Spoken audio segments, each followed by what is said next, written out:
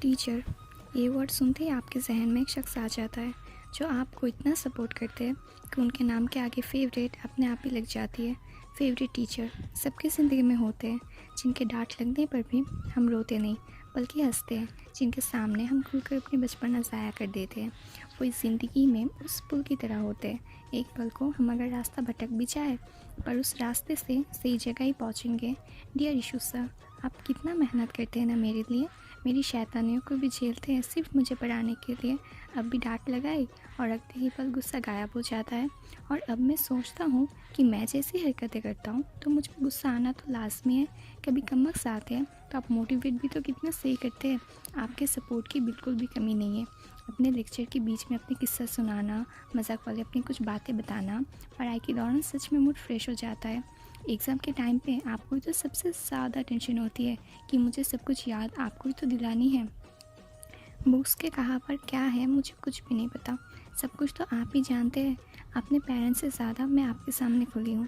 Dear favourite teacher, दिल से शुक्रिया है आपका, मुझे सही और गलत के बीच में फ़र्क बताने के लिए, बोरिंग सी क्लास को भी अपने तरीके से इतना इंटरेस्टिंग बनाने के लिए, नासमझ से हम पर फिर भी इतनी पेशेंस से सब समझाने के लिए, मैं पास हो जाऊँ इसलिए एक ही सिलेबस जब तक मुझे समझ ना आए तब तक पढ़ाने के लिए, कि टीचर भी फेवरेट हो सकते हैं ये बात मेरे सामने लाने के लिए।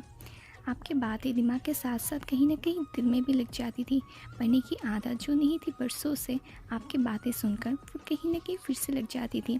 ऐसी कुछ कहानियाँ भी सुनाई मुझे जो किताबों में भी नहीं थी। कुछ ऐसी बातें भी सिखाई मुझे जो ज़िंदगी में कभी महसूस भी नहीं की थी। आप जब भी घर में आते थे ना तो घर का एक अलग ही माहौल बनाते थे। मुझे समझना है कुछ भी तो कहने की कोई ज़रूरत भी नहीं थी। कुछ कहे बिना ही आप मेरी खामोशी समझ जाते थे। मैं आपको हमेशा कहती थी ना कि स्माइल करो, आप स्माइल करते हो, आप मेरी हर बात मानते हो। ये मुझे बहुत अच्छा लगता है। एक अलग सी बॉन्डिंग बनी थी आपके साथ में। आप टीचर हो एक मेरे, कहीं पॉइंट आउट भी नहीं किया इस बात पे, क्योंकि घर से लेकर व्हाट्सएप फेसबुक तक आप हमेशा एक दोस्त की तरह रहे हो। तो यही तो वजह है जिसकी वजह से अब चाहकर भी आपकी जगह यहाँ कोई ले नहीं सकता, क्योंकि आपके जैसा कोई दूसरा यहाँ हो नहीं सकता। शुक्रिया मेरी गलतियों को बताने के लिए और उस गलती का एहसास दिला के मुझे प्यार से समझाने के लिए।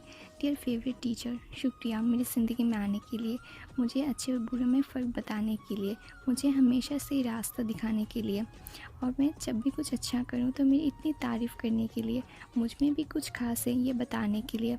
शुक्रिया मुझे ये बताने के लिए कि इस मतलबी दुनिया में कोई हमारे लिए इतना कर सकते हैं। शुक्रिया आज मैं जहाँ भी हूँ जो भी हूँ मुझे वो बनने में मुझे सपोर्ट करने के लिए।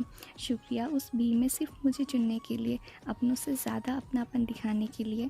तो आज मस्ती से हटकर सोचा आपको थोड़ा स्पेशल फील करा दूँ। बस हमेशा आगे भी मुझे ऐसे ही समझाते रहना।